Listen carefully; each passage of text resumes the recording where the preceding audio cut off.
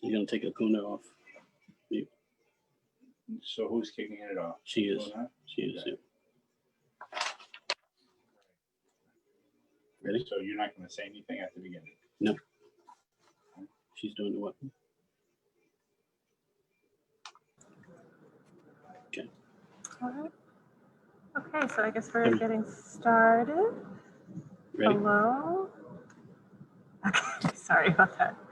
Hi, welcome everyone. My name is Akuna Ene. I'm the Programs and Community Outreach Librarian at the Roxbury branch of the Boston Public Library. We are the former Dudley branch of the Boston Public Library. We're renovated and hopefully will be open to the public soon.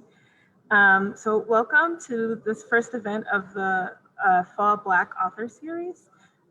Tonight's event and the series is hosted by the New Democracy Coalition's Civic Literacy Project, the Boston Public Library, and the Cooperative Metropolitan Ministries. We're looking forward to a great series. There'll be more information at the end of the program.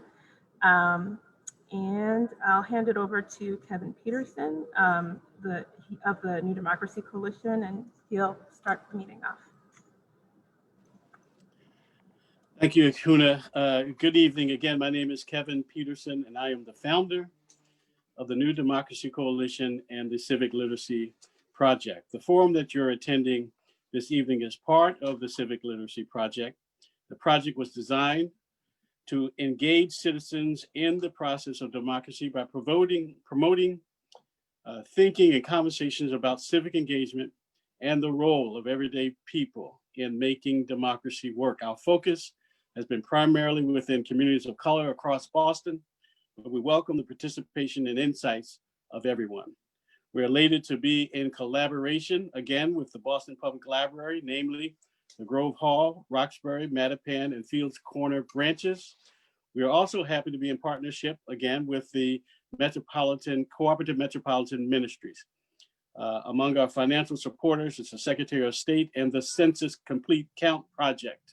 So, do your census. Now to our program. Our guest tonight is Dr. Kerri K. Greenidge, who has written a magnificent, moving book about one of our nation's more prominent, impactful civil rights leaders. We will delve into his life, William Monroe Trotter. We'll delve into his life and the times he lived together with Dr. Greenidge. We encourage you viewers to go online and pose any questions in the chat box or on Facebook Live. Let me introduce Dr. Greenidge. Dr. Greenidge is a professor and lecturer at Tufts University, which is located in the greater Boston area. She is the director of the American Studies program. Dr. Greenidge received a doctorate in American Studies from Boston University, where her specialty included African American history, American political history, and African American and African diasporic literature in the post-emancipation and early modern era. Her research explores the role of African American literature in the creation of radical Black political consciousness, particularly as it relates to local elections and democratic populism during the progressive era. She has taught at Boston University, University of Massachusetts, and Emerson College. Dr. Greenidge, welcome to our Black Authors series. Thank you so much for having me. This is delightful. I admire your work, and I'm looking forward to be talking about William Monroe Trotter. So thank you for having me. Well, let's begin at the very, very beginning. Let's start this interview with the book's title. The title of the book is Black Radical, The Life and Times of William Monroe Trotter. Why the title of the book? Well, as I was researching Trotter, I was really at first concerned with looking at Boston, and particularly Black Boston's place within the Black radical tradition.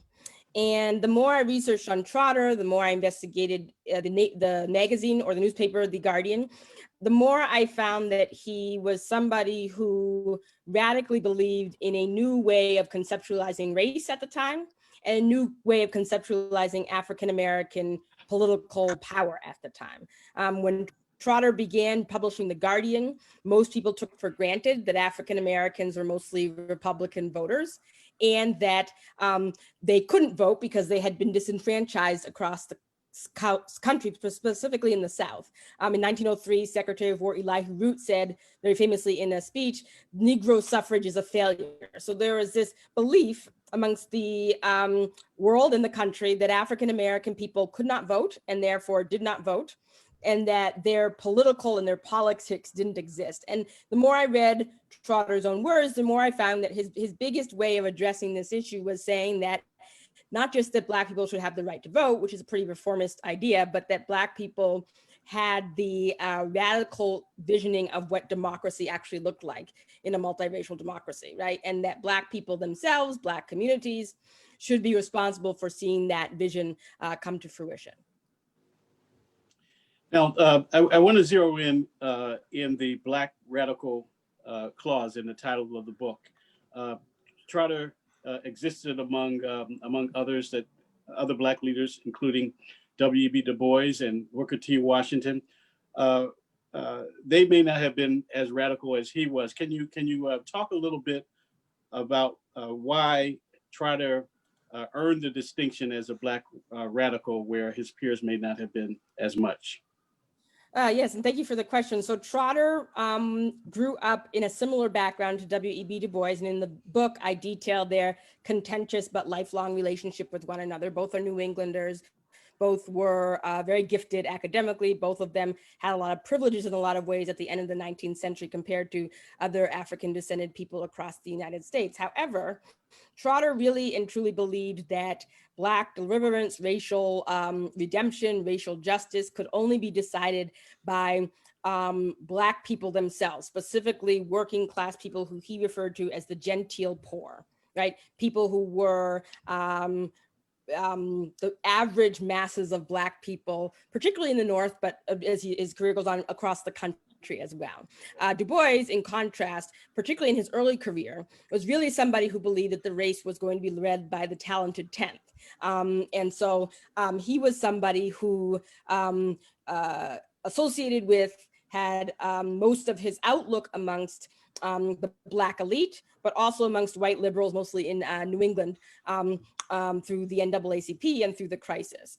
To put it in perspective, however, I do point out in the book that Du Bois has this ideological and political shift beginning in the 1930s, in which he eventually recognizes the American racial and political system as it is. And the latter part of his career, his last 30 years, he's aligned with communism, and he's aligned with global Black revolution in a different way. But as far as Trotter knew, Du Bois, in the early part of their relationship with one another, was that Du Bois, he said, had a knack, and these are Trotter's words, for aligning himself with uppity Negroes and white liberals, right? And he did not know and did not have a pulse, according to Trotter, on the, as he said, the heart of the colored nation. So this was the source of their conflict. Booker T. Washington, in contrast, was somebody who had a very different background than either Du Bois or Trotter.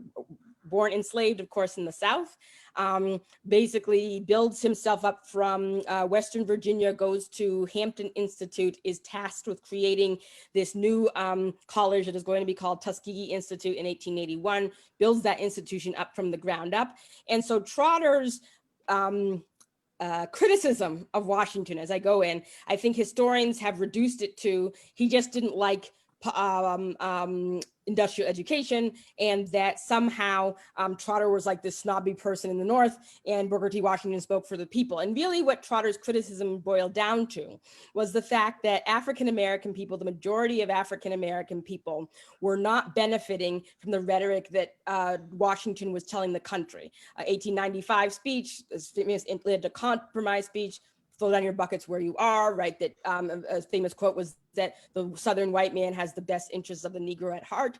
The idea that African Americans need to forego political participation and agitation in order to build themselves up economically. And Trotter's point was that Black people had built the country, that there was nothing wrong with Black people themselves. And he's a very big proponent of this, right? Which kind of echoes many things of today, but that America's racial system made it so that Black people couldn't succeed. And that because of this, it didn't matter what Black people did to appease white people. And that the people they should rely on, a famous editorial he did in 1904, the people to rely on were Black people themselves and not on white people. Yeah. Well, let's talk about the flow of the book a little bit. You opened this this wonderful biography with Trotter's suicide, or his apparent suicide. Can you talk to the audience about why you made that choice to begin the book with Trotter's death? And can you give some background in terms of what led him, or what may have led him to commit suicide?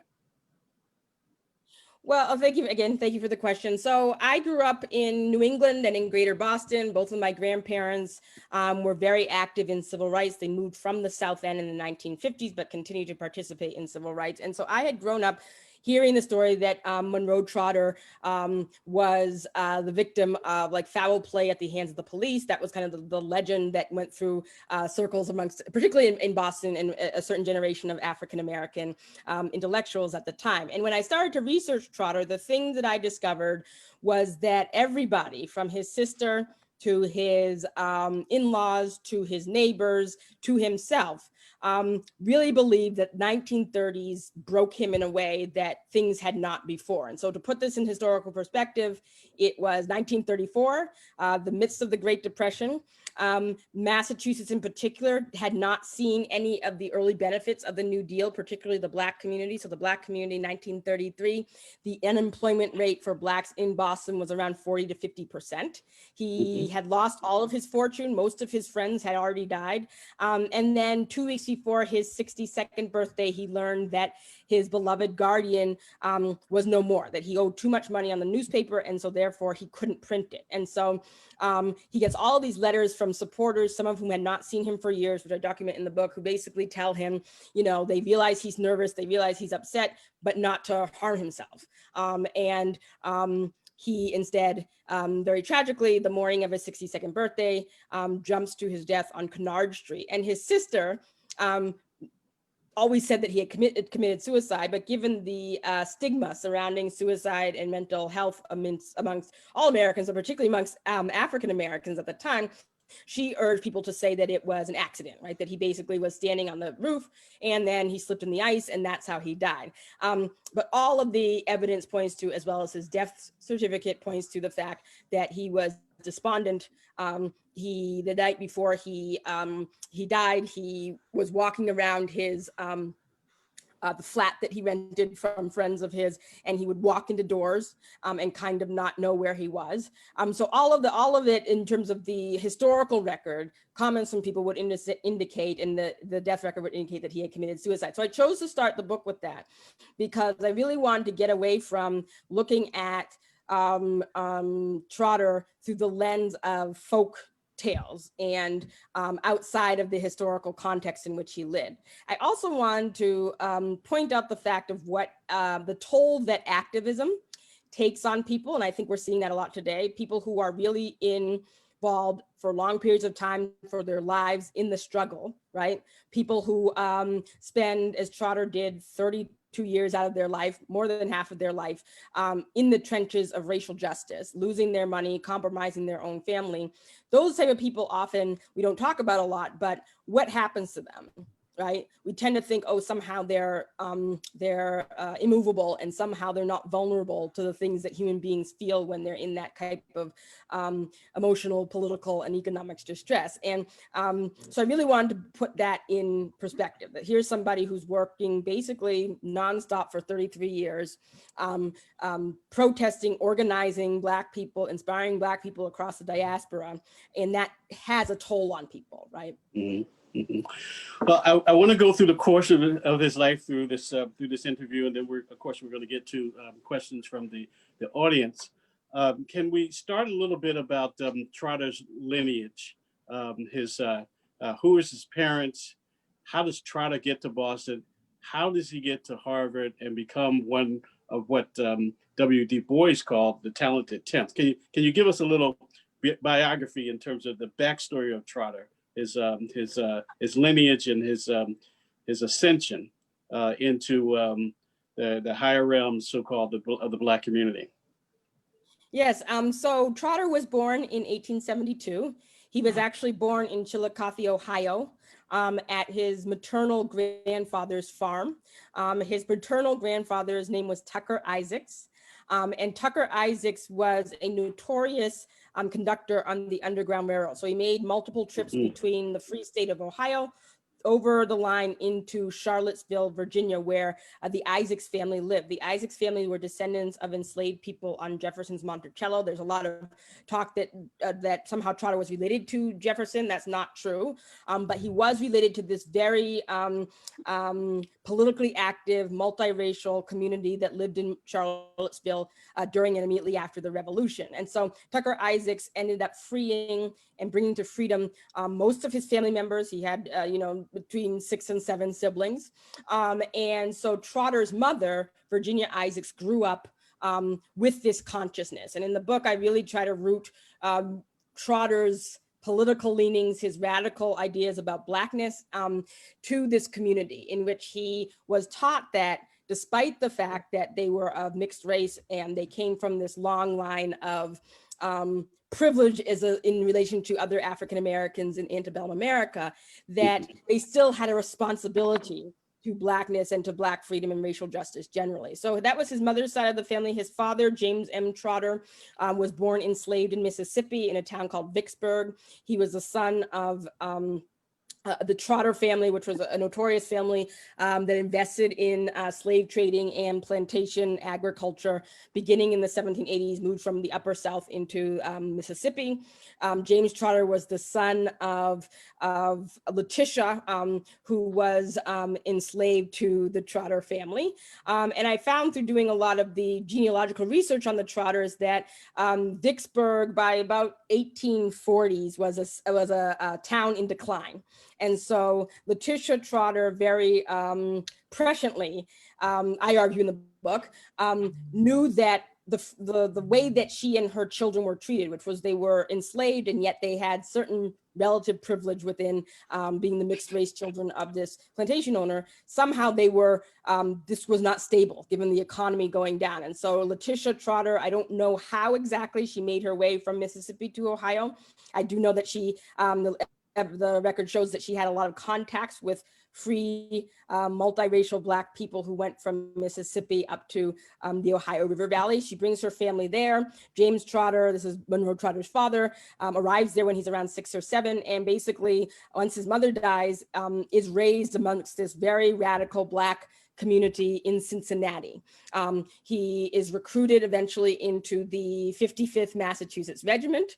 James Trotter had a phenomenal education at the time through a school that was run in Cincinnati for free African Americans that had everyone from P.B.S. Pinchback, who attended the school, who was a Louisiana, Black Louisiana senator eventually, to John Mercer Langston, who became a congressman. So the school was kind of known as a school where white men could send their biracial sons to have a classical education. So he attends the school.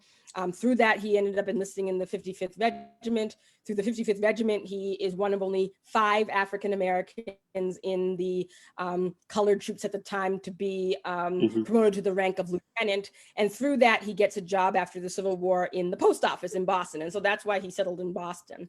And so one of the things I argue in the book is that this combination of his father's enslavement and really building himself up from nothing, to his mother's childhood amongst freedom fighters who were involved in using arms if necessary to free Black people from freedom. The combination of these two things, I argue in the book, made Monroe Trotter very, very conscious from an early age that agitation, activism was the only way that freedom could be ensured, right? He was never raised to believe that because slavery ended, and that there was Reconstruction, that somehow things would get better without Black people agitating constantly for them.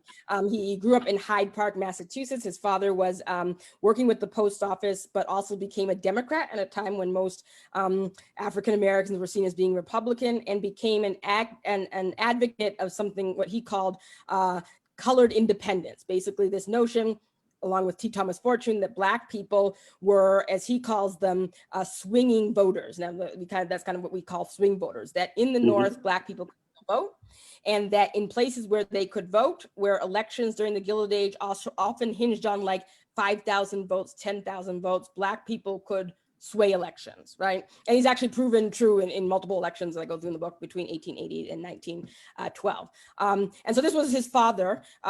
Monroe Trotter grows up. He has two younger sisters. His father died in 1892 when Monroe Trotter, a year after he entered Harvard University. Monroe Trotter at Harvard meets a network of Black people who attended many of the schools in the New England area. So this is where he meets Du Bois, Clement Morgan, who became an African-American head of the NAACP, Butler Wilson, who became a lawyer and attorney, Archibald Grimke, who became an attorney. And through this group, he has his first protest against racial injustice in 1893, in which a friend of his, William Lewis, was denied a haircut in Cambridge right before his Harvard graduation. And so he writes a petition. He meets personally with the governor of Massachusetts. So this is vintage Trotter, just shows up at the White House and basically says, why does the state have this law? And the governor says, well, we don't have any laws. We don't have racism here. And Trotter says, well, yes, we do. And eventually that leads to a strengthening of the Civil Rights Act in Massachusetts. So Trotter's life, before his graduation, he's still involved in activism. And it's really once he graduated that he comes to a conclusion. And that conclusion is that he graduates third in his class from Harvard in 1895. He earned a master's degree within 6 months of his undergraduate degree, and he could not find a job in Boston. And he's watching all of these white men with whom he went to school and with whom he had no animosity to. All of them are getting jobs, right? And he can't find a job.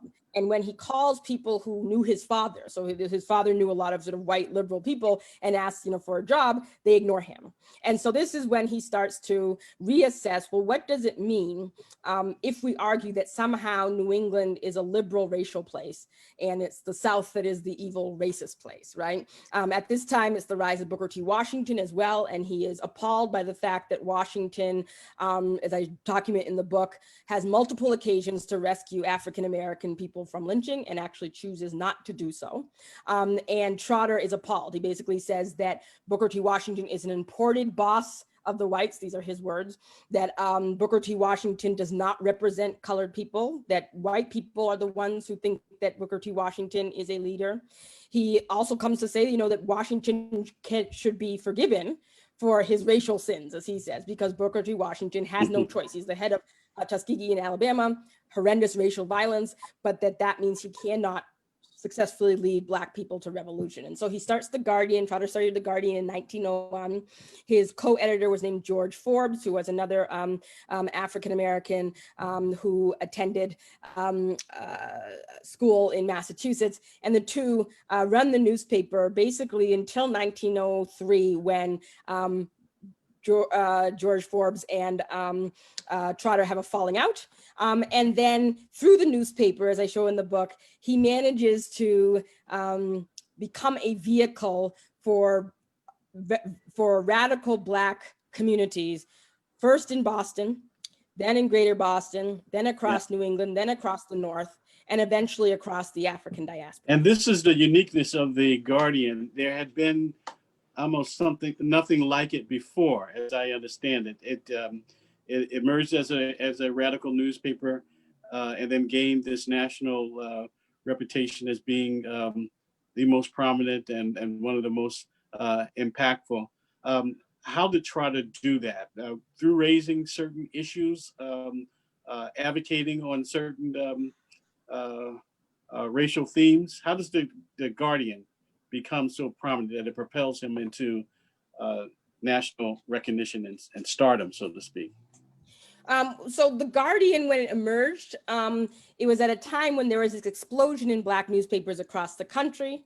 The problem that Trotter saw was that the original Black press, Freedom's Journal, that was created in 1827 in New York by John Brown Russwurm and Samuel Cornish, that tradition of Black journalism had been to hold a mirror up to nature, the very famous Shakespeare quote, that the Black press was not there to prop up the wealthy. It was not there to accept the racial truths that white people would tell Black people. It was there to challenge these things.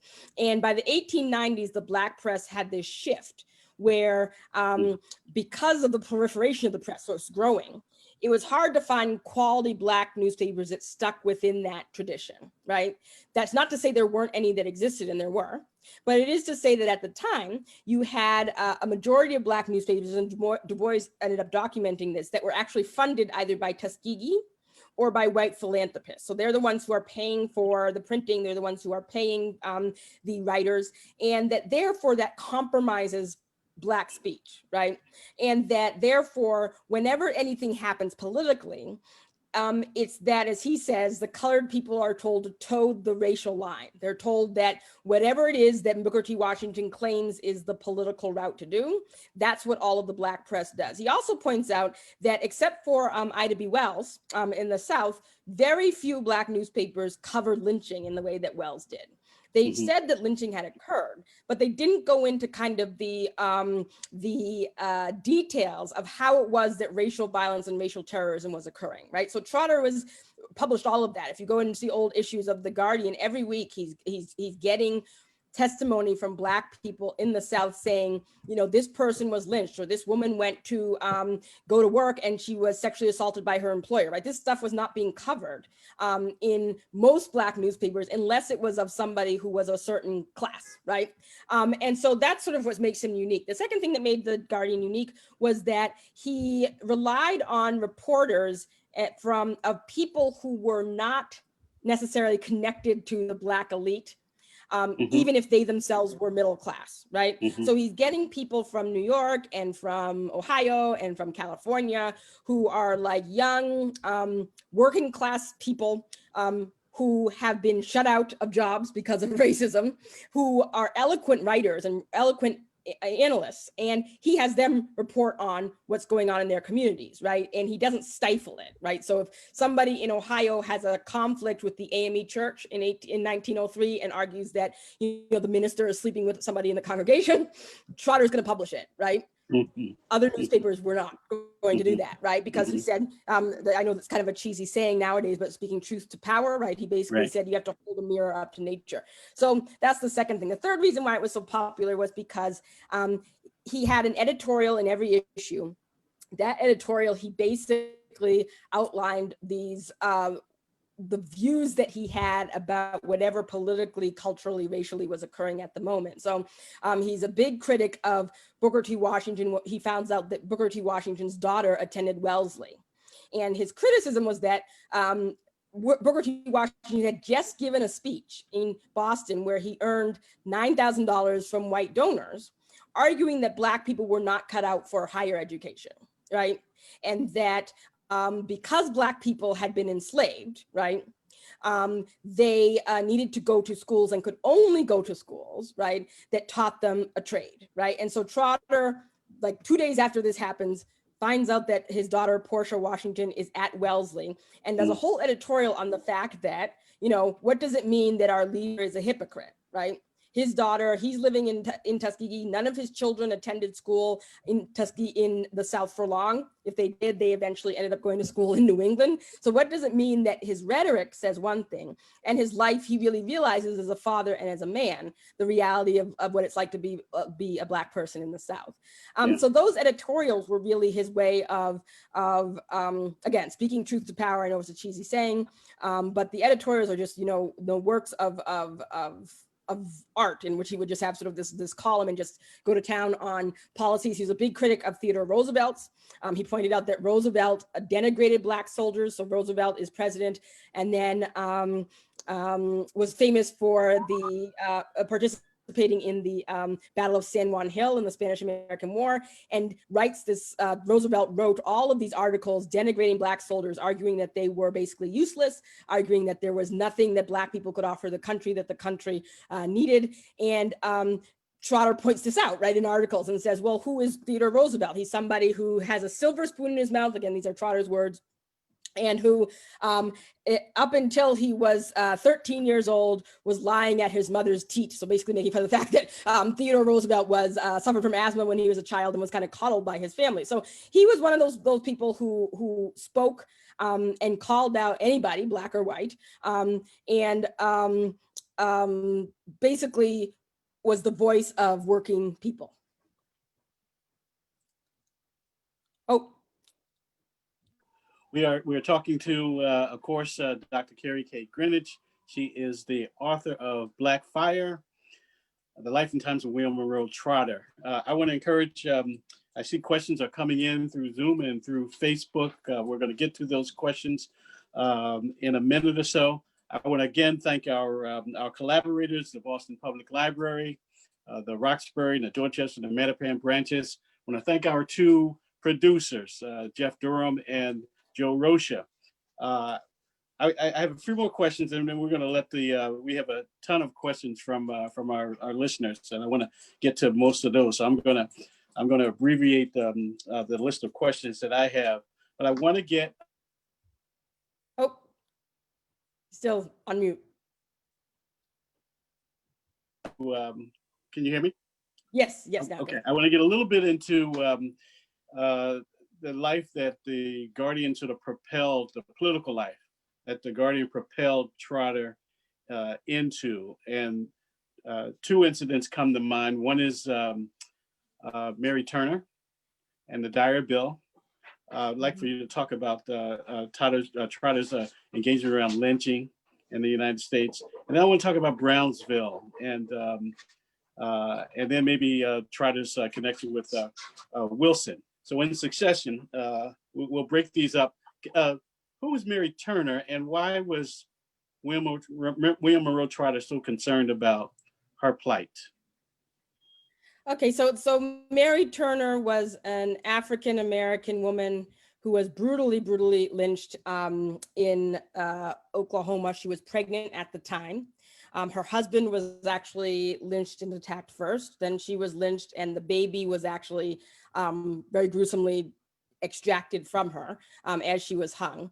And so Trotter, this is in the early 1920s, Trotter looks at this incident in the context of other spectacle lynchings that had occurred across the country in 1917, 1918. And he collaborates with a man named Hubert Harrison, who was a Caribbean-born socialist living in Harlem at the time. He becomes friends with Trotter, and the two of them create something that they call the Liberty League. And through this league, beginning in 1917, their goal is to force the country to present, as they call it, the demands of the colored people before the world during World War II. By the 1920s, Trotter had traveled to the Paris Peace Conference. He arrived too late, but he arrived with thousands of signatures of Black people across the country, basically calling the Western powers to account for colonialism and for racism in the United States. And so by the early 1920s, Trotter had kind of this resurgence I show in the book. He becomes very respected amongst a younger generation of mostly Caribbean radicals. People like Hubert Harrison, people like in Omaha, like George Wells Parker, all of these people who are linked to socialism, Black nationalism, communism, etc. And so he argues that what needs to happen is that there needs to be a federal anti-lynching bill. And he had been arguing this since 1902. So it's actually a continuation of all of the petitions he started having in 1902. And when he realizes that Leonidas Dyer, who was a senator, is thinking of creating this Dyer bill. Trotter and his league are the ones who actually approach him about how the language is going to be written, right? This was in contrast to the NAACP at the time, which really they sent in James Weldon Johnson, who was the first Black field secretary of the NAACP, who basically gives a speech in before the Senate in which he says, you know, Black people are basically humble, they're nonviolent, you know, all they're asking for is a seat at the table. Basically, I'm paraphrasing, of course. And Trotter's reaction to this when he's in the meeting is that no, Black people, right? This is justice, that you cannot treat a people as violently as African-American people are treated and expect that there are not going to be repercussions. And so through that, he gets Dyer to sort of tweak the language. And I don't have time, but he kind of to tweak the language of the bill so that it's much less reformist and had the potential to be much more radically just, have much more implications for radical justice than the original draft did. And he mentions Mary Turner in this testimony at a time when basically the NAACP is talking in abstractions during the Senate hearing. They're talking about, you know, oh, Black people are humbly coming to you to beg for some type of legislation. Oh, Black people have just fought in World War I. Give us an olive branch of protection, are the words that Weldon Johnson uses. And oh, there's even white heads of the NAACP who come, and their statement is basically that, you know, we need to have an anti-lynching bill because Black people are being persecuted because they're an inferior race, right? And Trotter's response to that is that that's not what's going on. What's going on are acts of brutality and violence coordinated by the state. He points to Mary Turner. He says that thousands of people stood in line and watched this happen. No one has been arrested, right? That is an act of state violence, right? Is what he says, an act of violence by the state. And therefore that's how it should be viewed. It shouldn't be viewed as Black people humbly coming and asking for a right. It's to be viewed as Black people protesting against the lack of rights to life that they are given. So that's sort of one thing he does. The Dyer anti-lynching bill became the only bill to almost pass in the Senate. It did not pass, of course, but Trotter continued to lobby it. He continued to lobby Henry Cabot Lodge, who was the conservative Republican senator from Massachusetts. He continued to hold a silent march. So there was one that was held in New York. Trotter held dozens of them in Boston, one going from South End to Faneuil Hall to try to get support for it. And even though the bill did not pass the Senate, Massachusetts as a state did pass an anti-lynching law, and that was due directly to Trotter, right? And so, you know, one of the laws in Massachusetts was that if somebody is a victim of mob violence or racial violence, right, that has to be investigated by the state, right? It cannot be led to sort of local officials to do.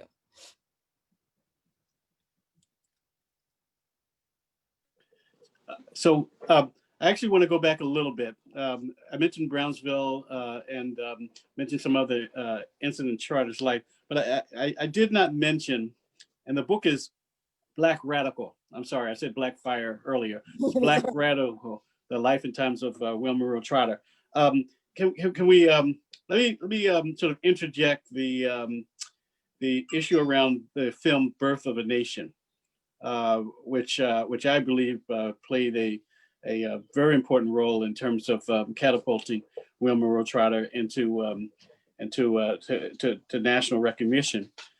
Can we talk a little bit about Trotter's role in opposing the filming of this very racist film, what the film was about, and how Trotter engaged the nation with his Black radical opposition? Okay, so The Birth of a Nation was actually a film directed by D.W. Griffiths, but it was based upon these little short novels and books that were written by a very popular author named Thomas Dixon. And Thomas Dixon was a Southerner. He personally knew who would become President Woodrow Wilson. And those series of books that came out in the 1890s were extremely popular, and they were basically built around the idea that emancipation occurred, and yes, that was something that maybe had possibly had to be done, but that Black people had been given rights too soon, that they were basically a race of people who were unfit for democracy and for citizenship, that the Klan was a benevolent organization that came in and upheld womanhood and specifically the white South, and that basically lynching and violence towards Black people was a sport. So unfortunately in grad school, I wrote a paper and I went and read all these horrible books that existed, but they were extremely popular, right? And they were so popular that by 1902, they appear on vaudeville. So there's been a lot of work by other historians done about how vaudeville appropriates these racist images and puts them basically in early play productions. And so Trotter, going back to his earliest days, protested these every time they came to Boston. And by 1915, those are turned into a script, which is called The Birth of a Nation. And The Birth of a Nation was wildly, wildly popular. And whenever I teach about The Birth of a Nation in class, I always point out that it emerged at a time when the idea that somehow Black people were free, but they were incapable of any kind of participation in any kind of body politic, that was sort of the baseline of racial argument at the time. And so this film came out, and it advertised itself, because it was a film, as being true, right? So when it would premiere in places like Boston and New York, people dressed as the Klan would march through the streets. They would often, play like Dixie in Boston or in Maine or in Chicago when they're playing it. This would sort of lead to this frenzy of white people in the cities. Again, this is before film had kind of burgeoned as we think of it now. So to most white Americans, this is true, right? And they see it as true. So much so they see it as true that they actually create the modern Klan in 1915 in Stone Mountain, Georgia, after viewing the film. So Trotter, again, very presciently, sees this as that's the only place this is going to go. And so beginning in 1915, he organizes protests, mass protests. So he's one of the first people to organize mass Black protests, calling in people from across New England, thousands of them, to basically gather and protest the releasing of the film. And when he does this, his argument is much more radical than the NAACP. The NAACP's argument against the film is that it doesn't show the Negro in his correct light. And so what we're going to do is we're going to put money together, and there's a scheme that the NAACP is going to eventually make their own film that has like taglines by former Black senators, and it talks about their lives, and that will be the anecdote. And Trotter's argument is that we don't need to argue that we deserve to live, right? We don't need to argue. That's not the approach we're going to take. We're going to take that this is a lie, right? That it's a lie that serves a specific purpose. And he basically says that, this is from The Guardian, it serves the lie that the white man is supreme, when all colored folks know this has never been true and will never be true. It serves the lie that we somehow deserve all that we have gotten at the hands of our nation. It serves the lie that somehow colored people have something to apologize for, right? So that's more radical than, I would argue, than what even people who were against the film were saying, right? And he also argued that this was going to have very real world consequences, right? It wasn't just a film, and consequences for generations, right? And with that, he was correct, right? It wasn't just a matter of we need to come up with a Black film that answers Birth of a Nation. Birth of a Nation should not be answered was one of his taglines in The Guardian. So with that, there's Black people in Boston would show up at movie theaters when the movie is shown in Boston. They would throw things at the screen. They would stand outside and attack or verbally attack, that is, white people who went in to see the film, like 3, 4, 5 times. There was a moment in Boston where the film was being shown, and the white people who see the film are so convinced it's real that they come out and they try to attack a Black woman who's standing with her child on Tremont Street. And so Trotter, right, is saying this is what happens when we assume these lies to be true. Yeah, and that leads us to a little bit of transition. The film was also shown at the White House by President Wilson. Could you give us a little history of the engagement between President Wilson and Trotter? My understanding is that through reading your book is that they were, Trotter was a supporter initially of Wilson, but things soured. Could you give us a very short kind of overview of that relationship with Wilson, President Wilson? Yeah.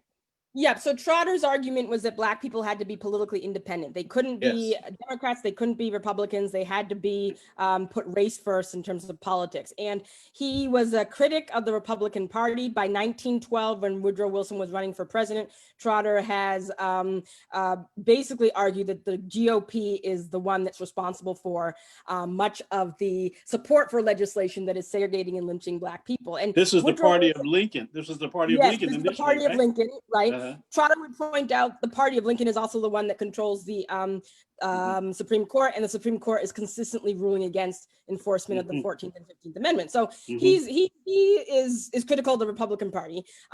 Woodrow Wilson's running for president in 1912. I say in the book that it's hard for us, given Woodrow Wilson's racist rantings that we can now read and everywhere sort of known, that Black people would vote for him. But the reason they vote for him, and he's not the only one, Du Bois urges Black people to vote for Wilson as well.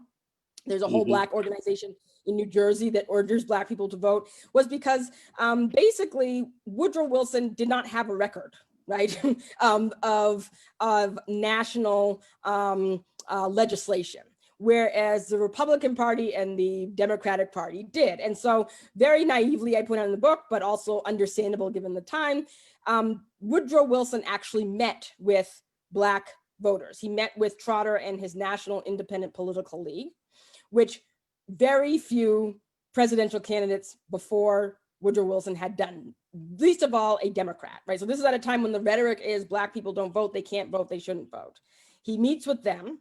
He shakes their hand. He says very humbly, right, you know, I can't promise that I can meet all your concerns, but I promise to try to be the leader of the whole people and not just the Anglo-Saxons, right? As soon as Woodrow Wilson was elected president, and for those of us in the time we're in, Woodrow Wilson wins the North, I argue in the book, because of the Black vote, right? So he wins in Massachusetts by about 5,000 votes. There's evidence that most of those votes came from Black people because the North is mostly and when he is elected, the first thing he did, of course, was segregate the federal government. And so Trotter had two encounters with Woodrow Wilson at the White House in which he showed up with a delegation.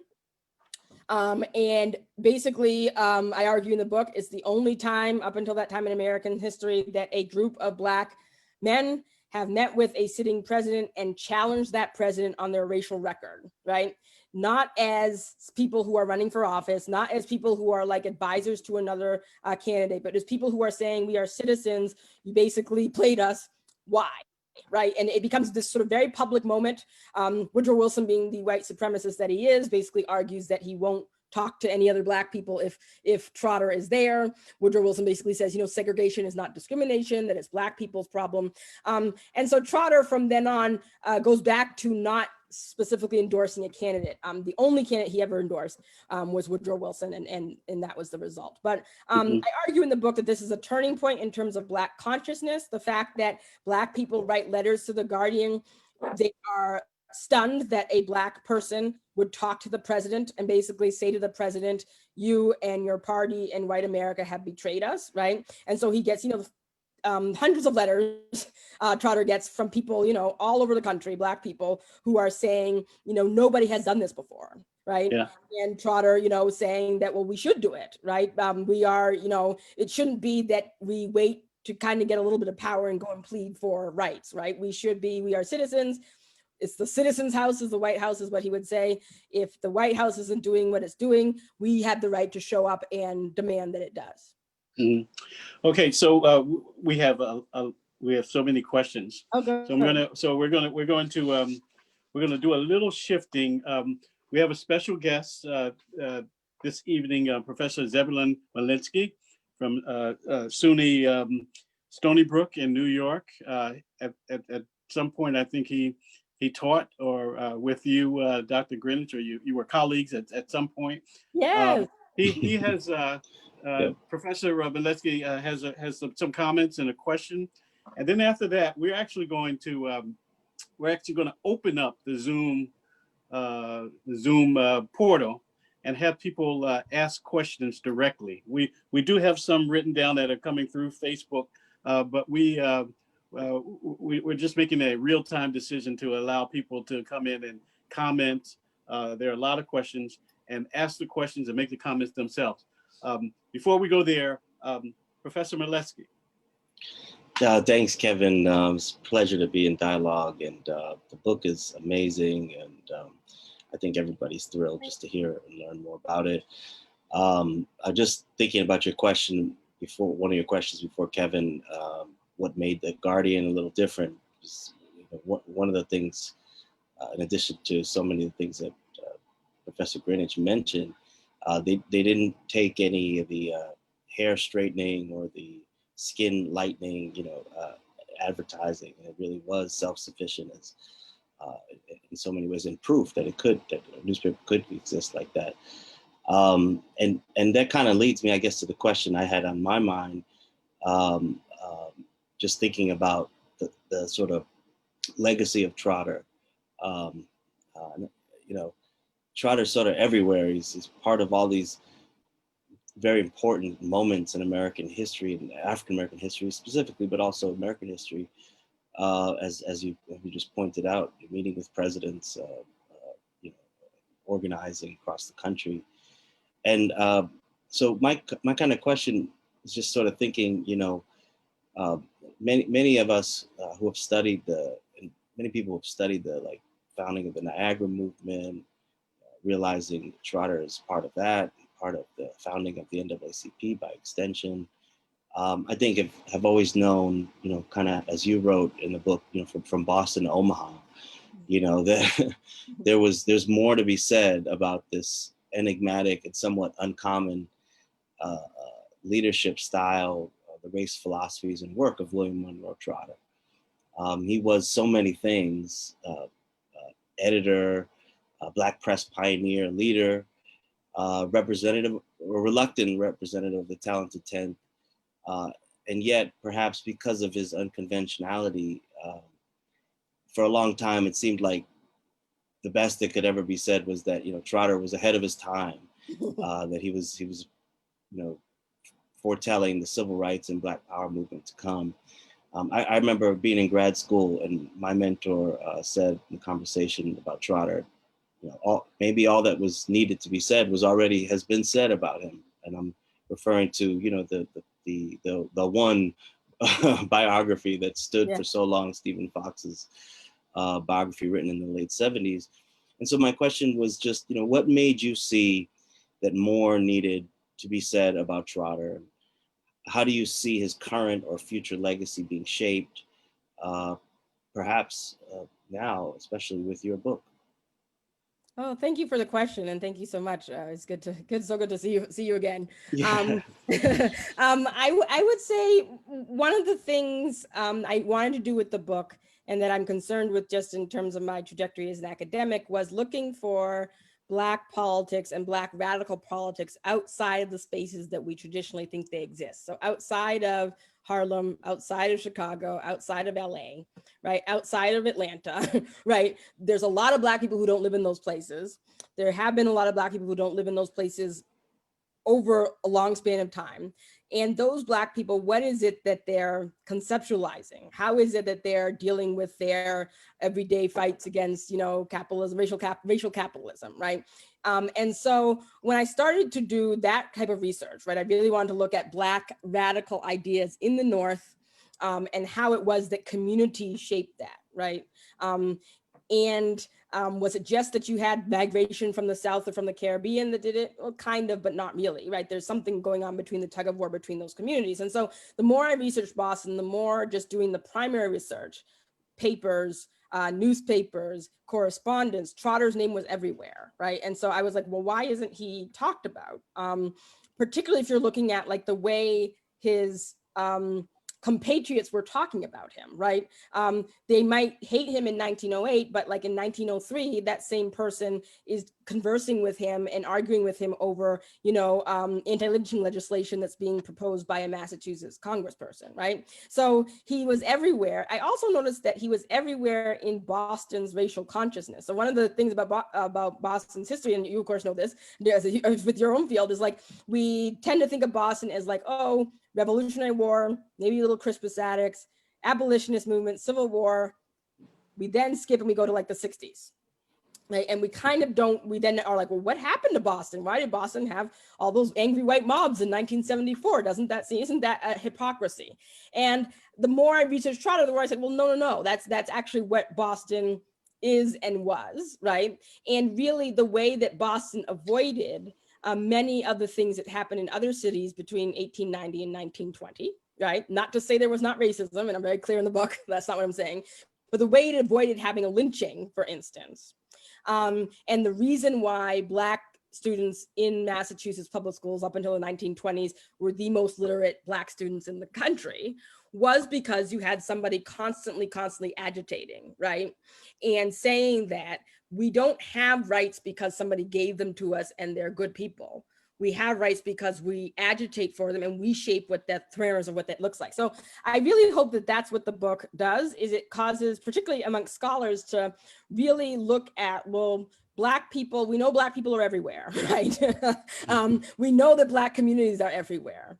And so often those people in those communities might look slightly different, similar to, augment on the themes that we know are happening across the African diaspora generally, right? And so looking in those places gives us a fuller view of the fact that, Black people have always found ways to agitate against the supremacist system in which they live.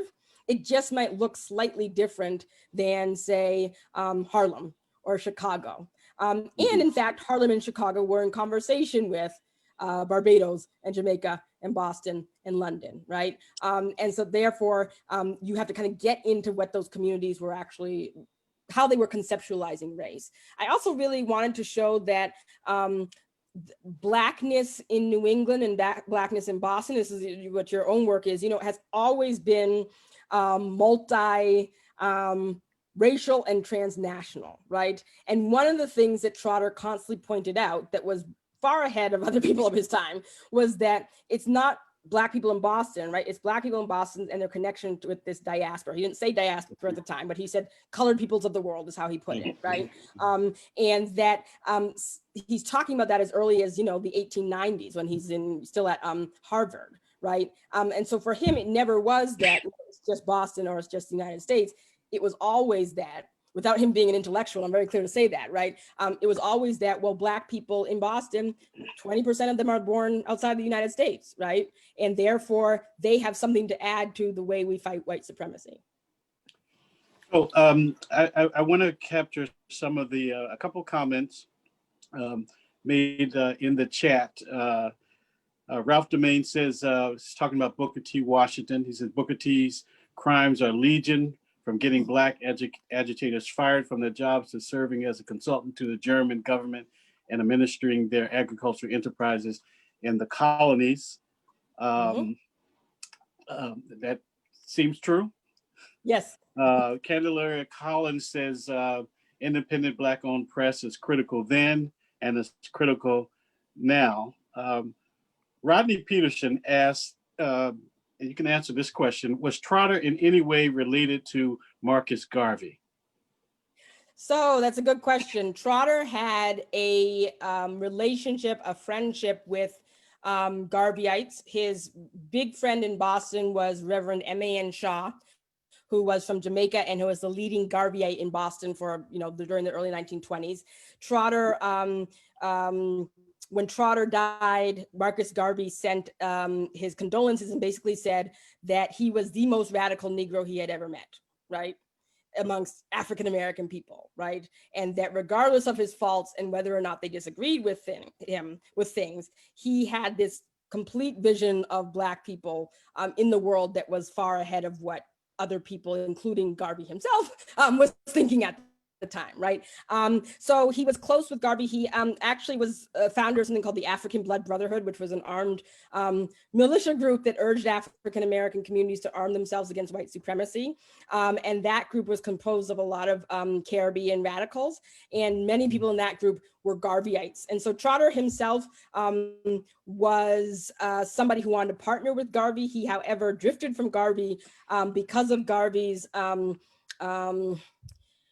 concentration on capitalism right? And the idea of Blacks sort of becoming part of a what Trotter saw as a capitalist system. And by that point, Trotter was very critical, not in terms of, not as critical as saying, or in the same way as say Afield Randolph, but he's very critical of this idea that Black people could just find another country and build up a capitalist system within it, right?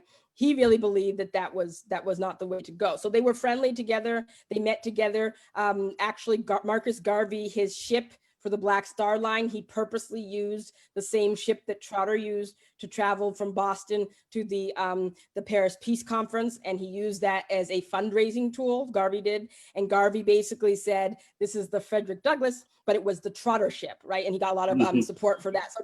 So Garvey and Trotter were akin to one another. Trotter eventually definitely worked with Garvey when Garvey started arguing that the Klan, that Black people should make allowances and partnerships with the Klan, right? Trotter was very firm that the Klan is killing people. So to even have the rhetoric that somehow talking with the Klan or consulting with the Klan is a good idea was detrimental. The book is Black Radical, The Life and Times of William Monroe Trotter. We're, of course, speaking with Dr. Kerri K. Greenidge. We're going to open up the lines in a few minutes. One last question before we do that. Dr. Greenidge, a question from one of our viewers. Who is Hubert Harrison and how was he associated with Marcus Garvey? There was a break at one point. Did Trotter figure into this break between Harrison and Garvey?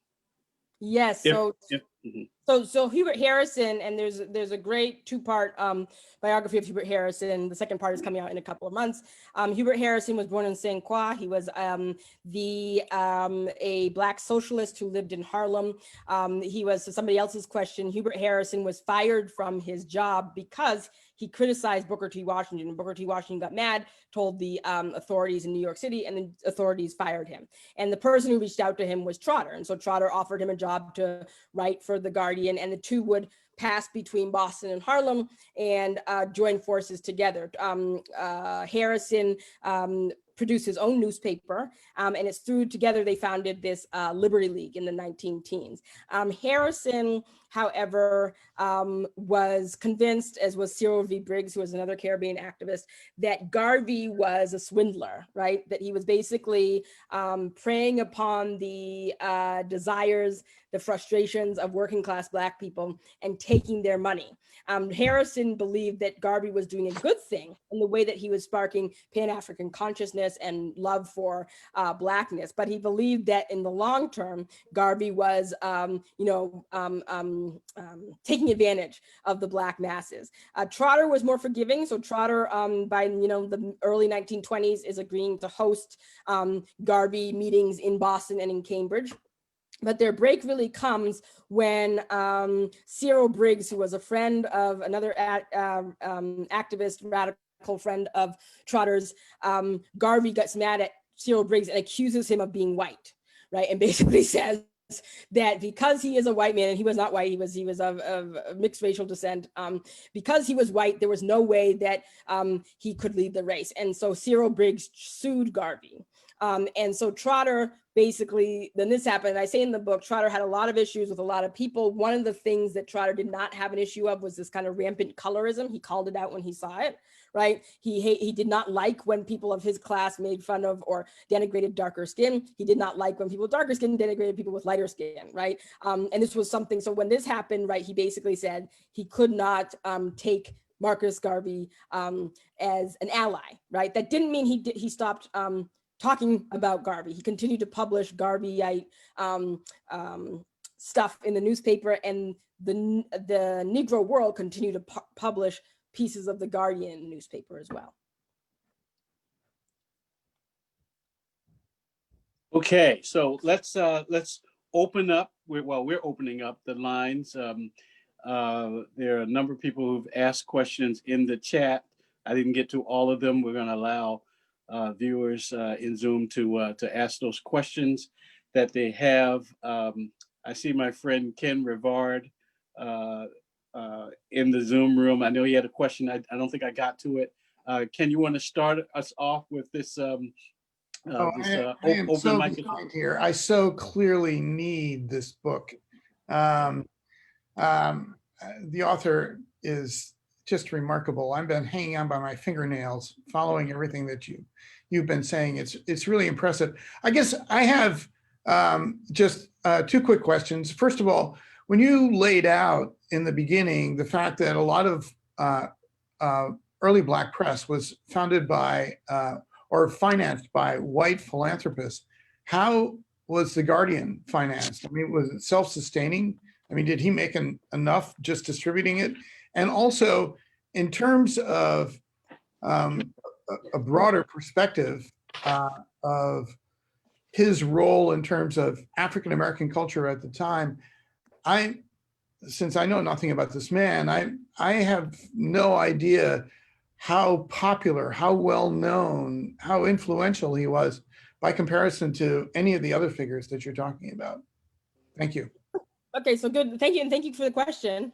And I like your t-shirt. One of the things I would say is when we're looking at Trotter, his popularity. So Trotter, when his father died in 1892, his father left all of his money, $20,000 in 1892 money. It's, close to $1 million, I believe, in today's money, to his son. And so he leaves it to his son, and through that Trotter, that insurance he invests in, and that basically supported Trotter's mother. So Trotter's mother, the Trotter family invested in property in Dorchester and in Hyde Park. So she earned money off of those buildings. They earned interest off of the inheritance, and his sisters earn interest off of that. But Trotter basically, because he had that independent wealth, and because before he became a newspaper man, he himself was an investor in real estate. So he earned a lot of money through real estate initially. He was able to basically keep the paper running himself. Right. And as Professor Miletsky was saying, he was adamant that the newspaper not be funded by skin lightening, bleaching material, by hair, things that told Black women to put things in their hair that made them have very severe scalp issues. He was even skeptical of Madam C.J. Walker until he finally, she convinced him that it was okay to advertise in there and it was a real product. So he was very much that it was going to be supported by the Black community and by himself. We know that at the height of the newspaper, so in roughly 1903, 1905, it sold about 4,000 copies a week. And so we think of the other newspapers at the time, New York Age sold about 3,500 to 5,000. It's kind of in the range of the more popular ones. As the years went on, though, and I talk about this in the book, the Guardian was less something that was a moneymaker. It was never a moneymaker, and more an institution. And Melnia Cass, who's very famous around Roxbury, she actually, when she came to Boston as a little girl, talks about selling the Guardian. She talks about how the Guardian was an institution for the Black community. The sad thing Melnia Cass says in her memoirs was that Trotter was not a business person. So if he was in Boston and there was going to be a rally against Birth of a Nation and you didn't pay for your subscription, he would rather that you take the newspaper and show up at the rally than pay your subscription, right? So he was that type of person. And this is to go back to somebody I see in the chat was asking, well, what about Trotter and gender? So in the book, I point out that Trotter was a misogynist, right? Part of that had a lot to do with the way he was raised, and the fact that he was somebody who, even outside of Black men of his generation, had a lot of these views about women's place in the struggle. The ironic thing about that I point out in the book, and the thing that kind of haunts him throughout his life, is that his newspaper ran because women ran it, right?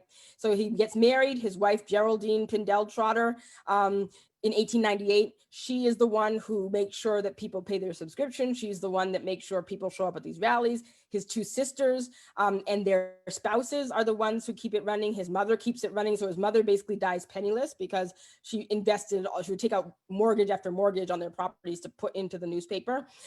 So that's how it continued to function. It was never a moneymaker. By the end of his life, after his wife's death in 1918, the newspaper quality, as I put out in the book, declines severely. And I can only assume, and of course this is conjecture, that it had to do with the fact that he was responsible for it. And interestingly, until the day he died, it was produced and printed every week by Black women, right? So when his sister dies, when his wife dies, his sister's printed. When his sister gets ill in the 1920s and can't do it, he gets a Black woman in Boston who was a doctor at the time, talks about, nursing her child and going in to make sure it was being printed. So the women are the ones running the show, right, in the background, and he is in there. So I will say that the Guardian, one of the more heartbreaking things about doing the research was seeing that because he really saw this newspaper not as a money machine, right? He would give it out to people, right? And often I would read the record and be like, oh, you could probably pay your mortgage, right, if you didn't send 1,000 copies to Indian Territory, right? Which he would do, right? Because he was like, oh, there's Black people in Indian Territory, they need to read this newspaper, right? And yet he would do that. So it was never a money-making thing. And he definitely paid dearly for that. By the end of his life, he was penniless. So he begins his life with a lot of fortune, a lot of money. He eventually lost the real estate business he ran. He eventually ran his family's real estate investments into the ground, and ended up dying without any money. So some people, and we're going to go back to the open mics, but here's a couple questions from, I believe it's from our Facebook page, and I think I can combine these two. Can you contextualize Trotter in the current day? Would he be seen as a radical? How would he be responding to judicial rulings like the Breonna Taylor case on yesterday? How would he be responding to the current president of the United States? It's hard to put him in a different context, but you have a sense of where he might be along the ideological or the political stream. Yes, I think, I always hate to look back on people and say they would have done such and such, but I will say that Trotter, there was a similar case, unfortunately, in the 19-teens of the Breonna Taylor case, which shows of why studying history is so significant. It was a similar case. It actually occurred in Kentucky, just like the Breonna Taylor case, in which a Black man who was a writer is in his home. The police show up claiming that he owes a fine. This is in 1916. He says he doesn't own a fine. The police then left.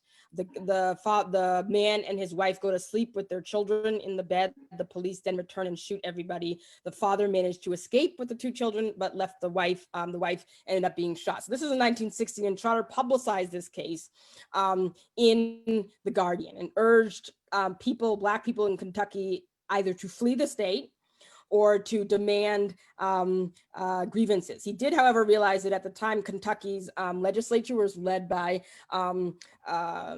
Klan sympathizing legislatures. So he was urging, he wrote letters to Congress, and his organization wrote letters to Congress asking that they investigate this. Of course, at the time, there was no anti-lynching bill. So this was one of the other cases that he kind of brought into the case, case that he then used to try to argue for the Dyer bill. So definitely, I believe that Trotter would be on the forefront of racial justice today. I think that Trotter would be somebody who would probably be as problematic today as he was back then, because he was not, and I was having a conversation with some of my friends who are activists, and who are now, I'm old, so they're old and they've been activists for a while, what that then does to a person. Do you respect them because they're an activist and they get stuff done, but privately they're not a very pleasant person to be around, right? And we go back and forth on this, but I think definitely Trotter would be that type of that, because he was that type of activist, somebody like that who would definitely be out there on the forefront. Would he be necessarily liked? And I kind of tell this to my students, probably not, because he was difficult and he was, didactic and all those type of things. But he was, as Du Bois said, he was sincere, right? There was nothing about him that was like trying to game you, right? And he basically wanted, justice for Black people. So, once you saw that, as opposed to the way he felt. So one of my students asked me a similar question, and I said, he would definitely be at the front lines, whether you all would like him. I can't guarantee that, but he would definitely be on the front lines. Yeah, in reading your book, it becomes clear that Trotter was a difficult personality to get along with in many instances. Here's a question from some educators. This is the last one before we go on to the open mic again. There are several of us here who work at the Trotter School in Dorchester, Roxbury, named after William Monroe Trotter. That's over on Humboldt Avenue. Yes, I know. Here's the question. Do you have any ideas about how we can present Trotter to young people? I think that young people, this is what I say to my, so I don't have any children, but I live in a house with a 13-year-old, 11-year-old, and a 14-month-old, my nieces. And I always say that young people are much smarter than we think that they are. And there's hiding from them the historical truths of their past, I don't think serves them or anybody. And so I think that Trotter, I think actually Trotter is an easier figure to teach, because his, if you have students read his primary sources, read The Guardian, he's very transparent about what he's saying, right? And he's very funny too. Like I was telling this, I think, to Kevin the other day. I was like, he was, some of the things he's saying, the way he's criticizing white supremacy, right? He talks about the fact that, white people think Black people are stupid, right? And how arrogant do you have to be to believe that Black people are stupid, right? Or that Black people won't survive, right? Black people have survived all these things in the past. So he has a sense of humor. And so I think actually, I think students should learn about him using the newspapers, having them read like what he says in his editorials. And I think particularly today, it would seem very, very relevant, because particularly the way he talks about power and he criticizes the mayor and he says, why is Boston such a white city with a white mayor? Right? We need to get rid of the white mayor. We need to get more Black people on the city council, and those people need to run. He was very transnational in his views. So he even argued in 1902 that Massachusetts would do well to send all of the Irish and the English back to the British Isles and basically just let itself clean up with the Black people and Native people and people of color who were left, and then bring all those people back. So he's having these conversations that are radical politically, but he's not like some of his contemporaries. He's actually, pretty fun to read because he's short, he's concise of what he's saying. So I would say, in any way that you can have students read primary sources on him is good. Also, he's a good character because he's very much of the city. So you can take, particularly in Dorchester, right? Take him in and see the places where he lived and his home in Dorchester, where it's still standing. It's a privately owned home, but it's still there. Yeah. So while time is flying, we have about 8 minutes left.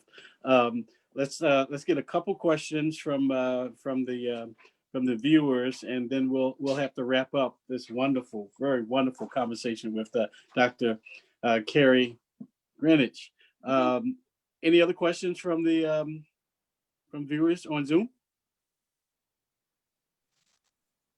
I could just throw out that my son was in '74. She talked about South Boston. I live in the South End. We were one of the few white people here in those days. Mm-hmm. My son was in the public schools, and Kevin, going over to South Boston for those 2 years where they had to have police cars and they threw rocks through the windows and everything else. Yeah. I remember that story. The fact of the matter is, my son did not go there. He and a friend right here in Boston went to I have to admit it, went to a private school. But I know that's what everybody faced. And and it's very much in my heart all these days. Thank you, Relke. Anyone else want to chime in? Kevin? Yes, Walter Applewhite.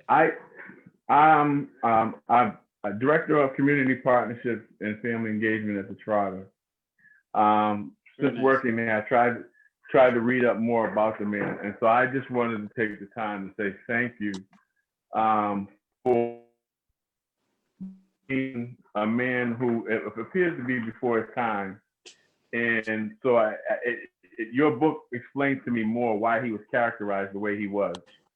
And I think speaks volumes to where he could have been today and how he would be viewed today. So I thank you for the insight into the man, because what I always heard about him was how you opened up. You know what I mean?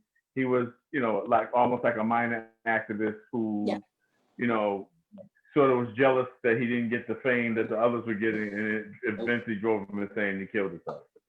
So I definitely appreciate the perspective that you laid out, that he was a giant, he was ahead of his time, and he was discredited, particularly because he was so in your face with his views. Thank you very much. And I would love to speak at the Trotter School. I keep saying so. Okay. Oh, you got that. Yeah, I got that. I would love. Open invite. We'll definitely talk. All right. Thank you. Well, let's wrap up. Dr. Greenidge, is there anything that you wanted to say about Trotter that we didn't get to you in terms of questions, things that would particularly sort of intrigue him as it may relate to his connection with Boston or his political persona across the nation? Any parting thoughts around Monroe Trotter?